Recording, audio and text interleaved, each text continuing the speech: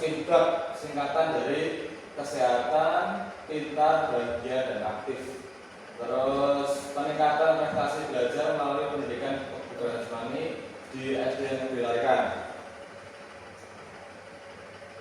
Ini latar belakang yang saya ambil dari kegiatan program saya. Untuk pengertiannya, pendidikan jasmani diharapkan dapat memberikan pemahaman tentang kesehatan dan kesejahteraan peserta didik melalui aktivitas fisik di SD Negeri Larikan. Di SD Negeri Larikan memiliki beberapa aset yang mana aset tersebut dapat dimanfaatkan untuk menyelenggarakan pembelajaran yang berpusat pada peserta didik, sehingga minat dan bakat anak tersalurkan untuk bekal yang akan dibawa dalam kehidupan nyata dan dapat bermanfaat sepanjang hayat. Setelah menggali potensi, sebagian besar peserta didik di SDN Negeri Larikan dapat disimpulkan bahwa mereka merupakan aset manusia atau SDM yang mempunyai bakat dan minat untuk beraktivitas olahraga. Melalui pembelajaran PJOK dengan didukung mata pelajaran yang lain diantaranya yaitu PAIBP dan Bahasa Indonesia. Dengan memanfaatkan aset fisik, sekolah yang dimiliki sangat dibutuhkan program tersebut untuk menumbuhkan student agensi kemampuan siswa untuk bertindak sebagai pemimpin dalam proses belajarnya. Nah, di SD Negeri Larikan sendiri sudah berkolaborasi dengan aset-aset diantaranya SDM di SD Negeri Larikan itu adalah rekan guru dan SDM-nya siswa atau peserta didik. Terus untuk yang fisik, sarpras di SD Negeri Larikan terbilang cukup, ya.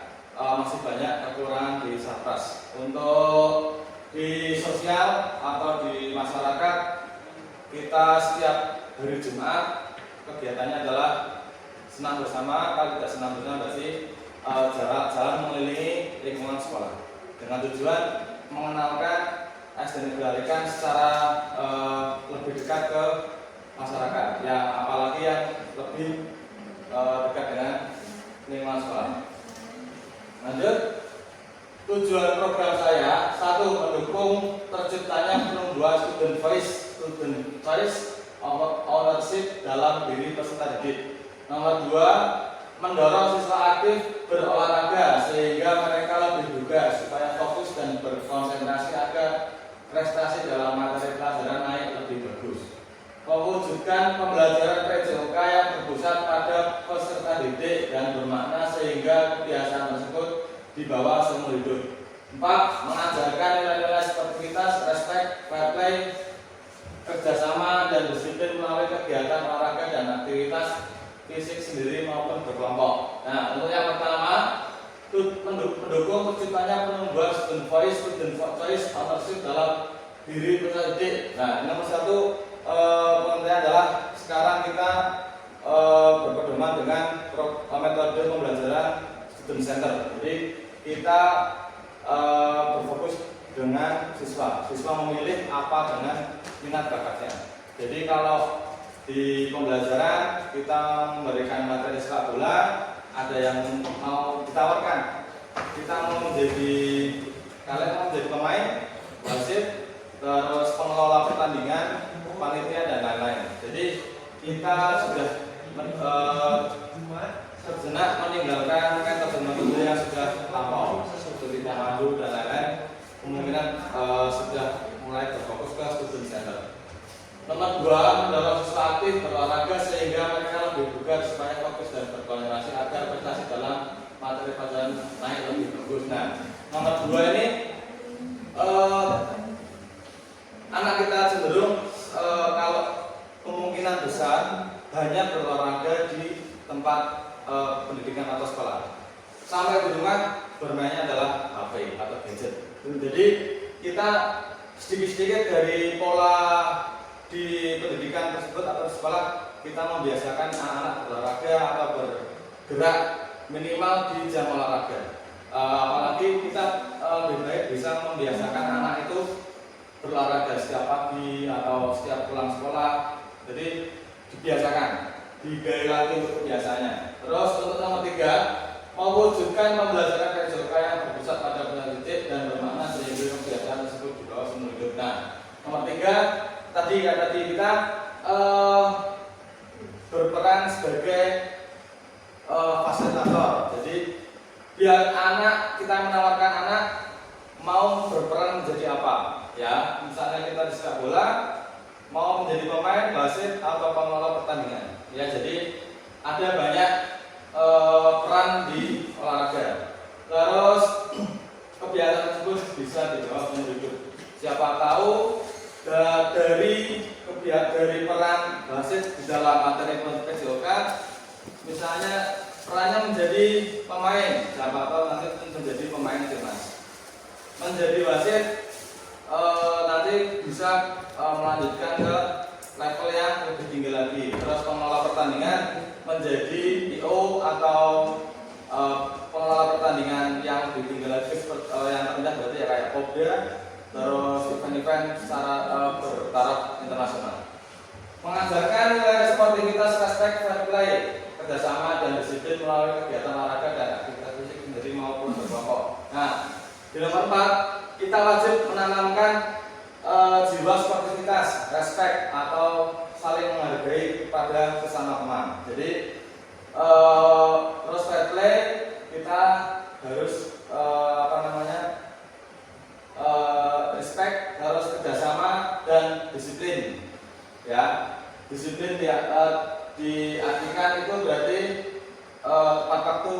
Ketika bel, anak-anak langsung baris tanpa komando kita. Jadi itu sudah otomatisasi di dalam pembelajaran. Sebelum pemanasan berdoa, itu biasanya kebiasaan yang sudah mutlak dilakukan dalam PJOK. Lanjut, capaian langkah dan hasil yang diharapkan. Capaiannya peningkatan kebugaran fisik siswa yang terukur melalui tes kebugaran jasmani, meningkatkan nilai akademik dan konsentrasi siswa dalam kegiatan belajar mengajar. Langkah berkoordinasi dengan kepala sekolah, merencanakan program dengan komunitas belajar sekolah, mensosialisasikan kepada siswa kelas 4, 5, dan 6, melaksanakan program evaluasi dan refleksi. Hasil, guru sebagai fasilitator memberikan kesempatan kepada siswa untuk meningkatkan dan memilih kebugaran jasmani pilihannya. Siswa lebih siap menghadapi tantangan akademik dan non-akademik dengan mental dan fisik yang lebih baik. Nah, capaiannya adalah peningkatan kebugaran fisik siswa yang terukur melalui tes kebugaran jasmani berkala. Nah, untuk capaiannya, jadi kita berkala, misalnya 2 bulan sekali, kita setiap PJOK 2 bulan sekali kita mengetes kelas 4, 5, 6 ya, kelas atas kebugaran lari 12 menit atau push up, break up, sit up. Setelah melakukan kegiatan berat, kita hitung derajat nadi maksimal. Jadi itu nanti secara terukur. Jadi ini kita mempunyai catatan periodik 2 bulan sekali atau 1 bulan sekali atau seminggu sekali nggak apa-apa. Jadi kita harus mengetahui tingkat kebugaran siswa. Terus meningkatkan nilai akademik dan presentasi siswa dalam kegiatan belajar mengajar. Nah, otomatis kalau badan kita sehat atau siswa sehat, otomatis berpikirnya itu lebih jernih atau lebih semangat untuk menghadapi pembelajaran di sekolah. Jadi tidak malas-malasan atau mengantuk. Biasanya itu kalau siswa begadang sampai sekolah itu mengantuk, jadi malas. Langkahnya berkoordinasi dengan kepala sekolah. Kita harus berkoordinasi dengan kepala sekolah dengan tentang program ini. Jadi kita izin dulu mau menampilkan program ini di program sekolah, itu boleh atau tidak. Kalau tidak, bagaimana biar dievaluasi sama sekolah. Terus merencanakan program dengan komunitas belajar sekolah. Ini komunitasnya adalah guru, ya. Guru komunitas belajarnya itu SD Negeri Larikan. Di SD Negeri Larikan ada guru 8, 9 dengan saya. Terus mensosialisasikan pada siswa kelas 4, 5, 6. Kita harus memberi umpan balik dulu atau dengan pengertian awal. Jadi ini bukan tes fisik ini adalah pengambilan data awal atau data lanjutan nanti ketika udah kedua, tiga.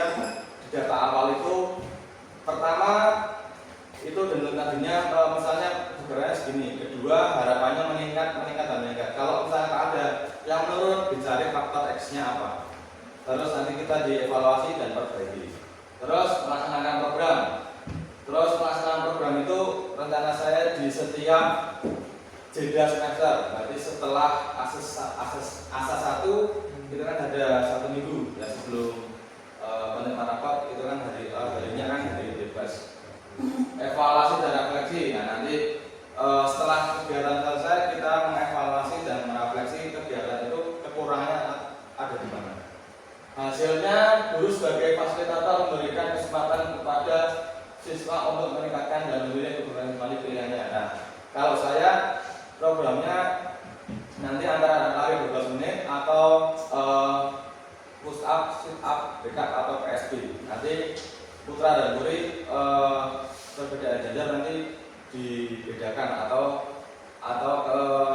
kalau saya adanya gerakannya disederhanakan untuk yang cewek. Kalau yang putra kita sudah tahu gerakannya ya seperti itu patokannya. Kalau yang putri kayaknya asal lutut ditekuk atau turunnya tidak terlalu bawah ya, jadi disederhanakan.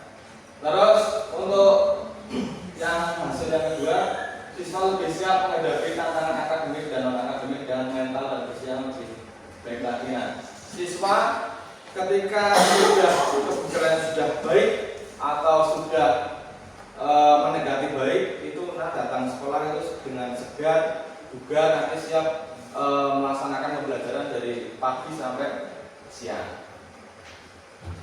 Lanjut, nah ini untuk struktur program dan mitra dalam komunitas belajar, deskripsi target peserta, lini masa, perencanaan dan pelaksanaan. 1. Merupakan kegiatan co-kurikuler sekolah. Ini adalah kegiatan di luar intra, ya, di luar program sekolah.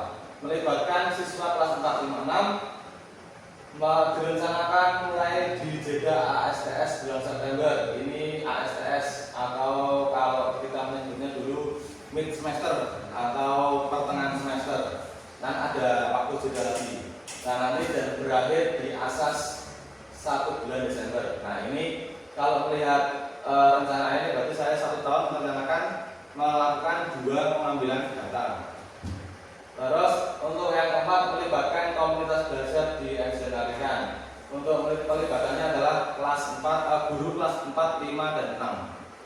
Ya. Terus mengoptimalkan semua aset yang dimiliki sekolah. Jadi kayak aset olahraga berarti pun, stopwatch, terus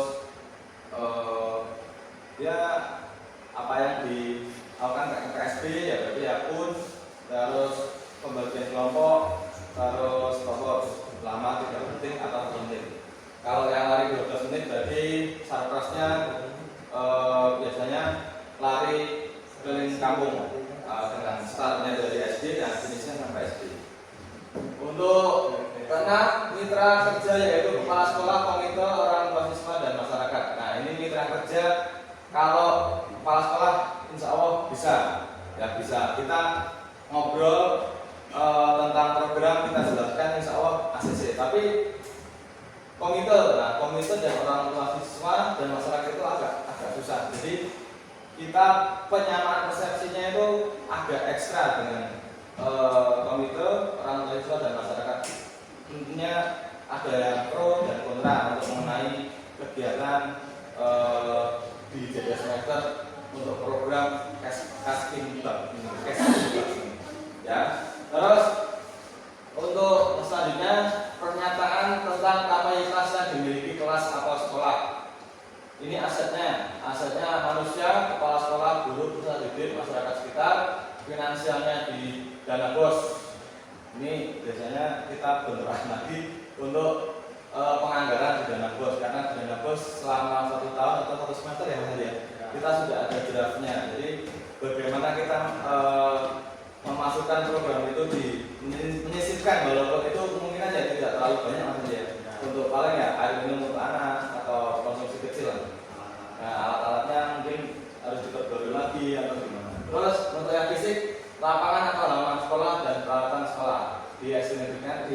kan itu ada lapangannya, ada lapangan bulu tangkis, ada ya cukup untuk yang PSB. Tapi untuk yang lari beberapa menit biasanya lari di sekitar kampung. Sosial, hubungan dari komite dan masyarakat sekitar sangat berpengaruh untuk program ini. Jadi kita harus berkomunikasi ekstra untuk komite dan masyarakat sekitar bahwa ini adalah program untuk jangka panjang. Jadi untuk meningkatkan kebugaran peserta didik dan mengetahui siswa itu mempunyai kebugaran yang baik atau tidak. Terus evaluasi secara menyeluruh, ini rencana evaluasi. Evaluasi secara menyeluruh akan dilaksanakan selama kegiatan atau program ini berlangsung, yaitu pada jeda kegiatan S1 atau di tengah semester. Ya, untuk pengukuran evaluasi menggunakan prosedur TKJ SD. TKJ itu apa, Bapak Ibu? Ya, itu berarti ada sudah baku ya, nilainya sudah baku bahwa kebugaran ini nanti nilainya berapa, nanti dikatakan baik atau tidak. Tabel ya, biasanya kakaknya tabel. Terus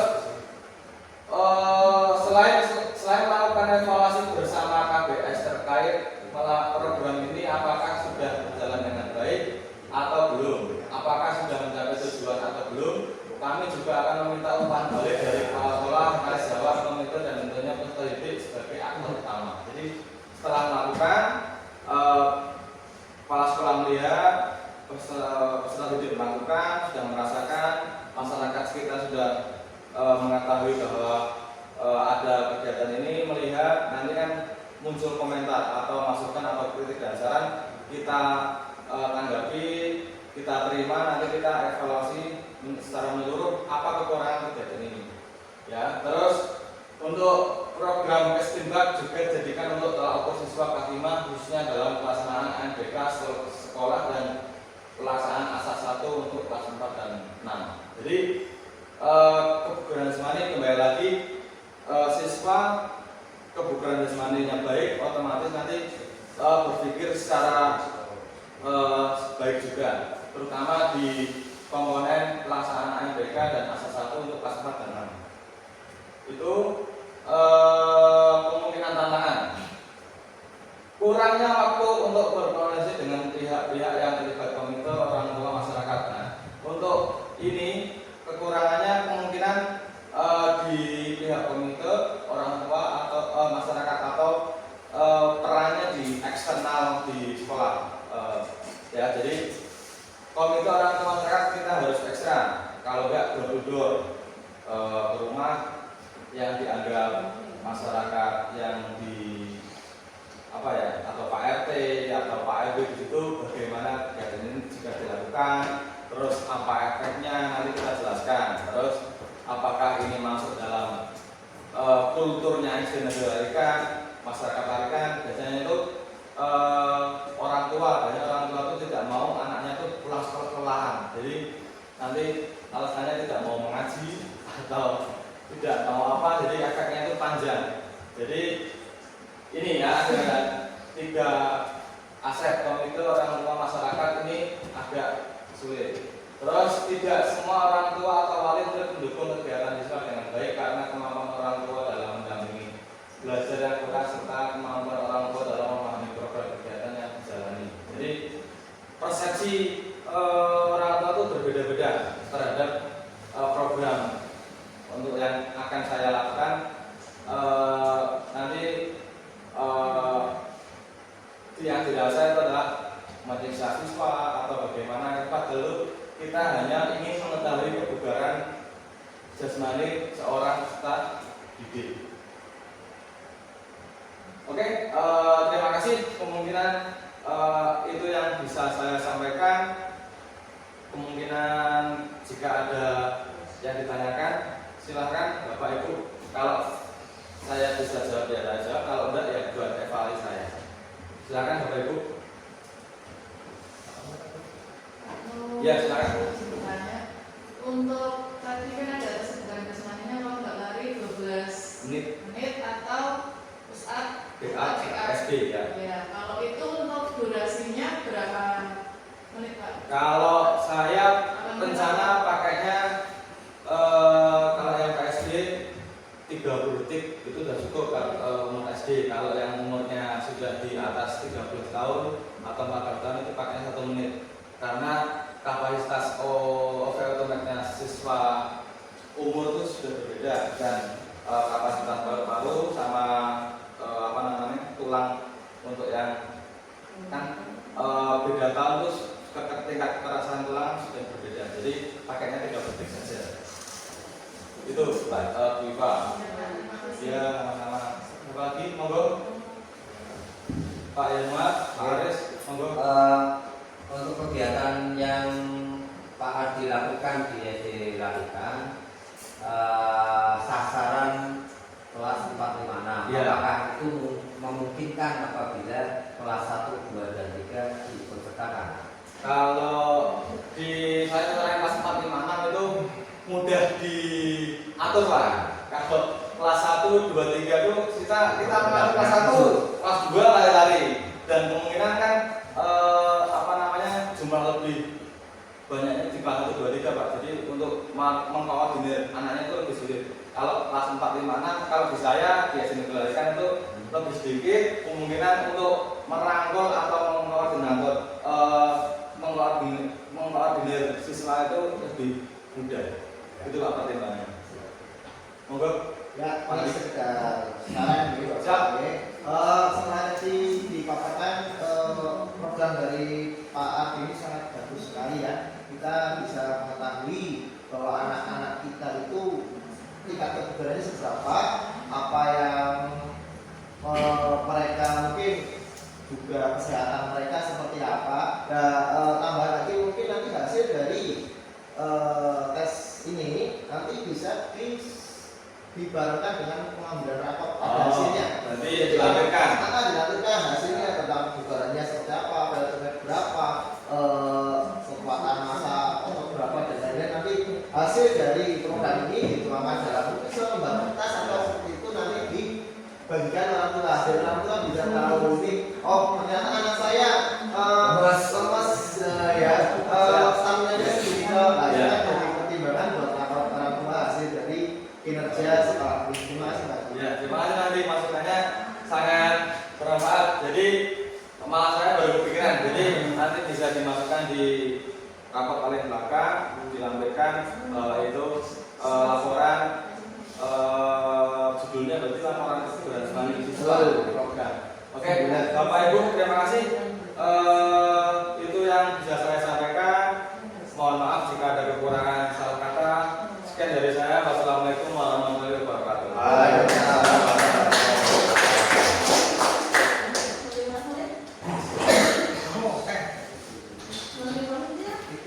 4 menit. Minimal 6 menit.